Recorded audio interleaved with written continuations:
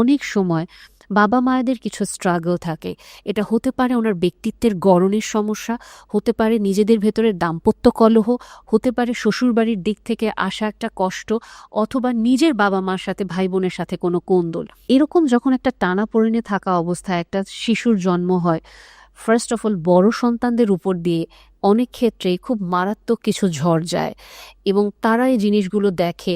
আস্তে আস্তে করে তারা অনেক ক্ষেত্রে ট্রমাটাইজড হয়ে যেতে থাকে যে আসলে কি হচ্ছে, কারণ বাবা মার ওই ঝগড়া তাকে দেখতে হয়, রাগ তাকে নিতে হয়। অনেক ক্ষেত্রে দেখা যায় বাবা মার ভেতরে ঝগড়া হচ্ছে, সন্তান মার খাচ্ছে। এটা খুব অহরহ চিত্র না? বাবা মার ভিতরে ঝগড়া হচ্ছে, সন্তানকে রেফারি হতে হচ্ছে, সন্তানকে এসে বলতে হচ্ছে যে তোমার মা আমার সাথে এটা করেছে, মা এসে বলছে তোমার বাবা এটা করছে, এবং সন্তান খুবই নিরুপায় যে তুমি আমার বাবা, তুমি আমার মা, আমি কার পক্ষ নিব? আমি তো কাউকে ছেড়ে কাউকে ধরতে পারছি না। এবং যদি ভুলেও সে ন্যায়ের পক্ষে কথা বলতে গিয়ে একজনের পক্ষে কণ্ঠ উঠে যায়, সাথে সাথে এটা শুনতে হয়, ও তুমি তোমার বাবার পক্ষ নিচ্ছ, তুমি এতটা স্বার্থপর, ও তুমি তোমার মায়ের পক্ষ নিচ্ছ, নিবাই তো, দেখি তোমাকে কে টাকা পয়সা দেয় পড়াশোনা করার। সন্তান আসলে তখন নিরুপায় হয়ে যায়।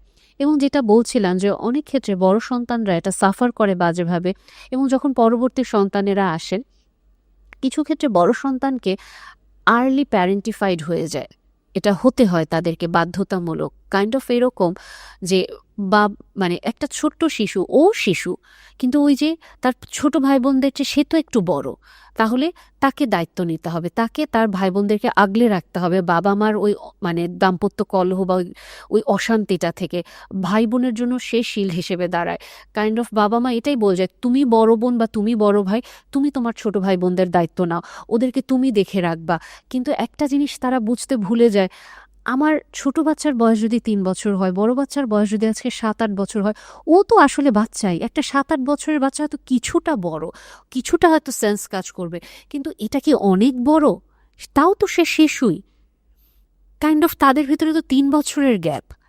এবং আমরা এই জিনিসটা অনেক সময় বুঝতে চাই না। আমরা যেটা বলি, তুমি তো বড়, তুমি কেন এই কাজটা করলা, তুমি কেন দেখে রাখলা না, তুমি কেন এই দায়িত্বটা নিলা না? আমরা আসলে ভুলে যাই যে ওর বাবা মা আমি।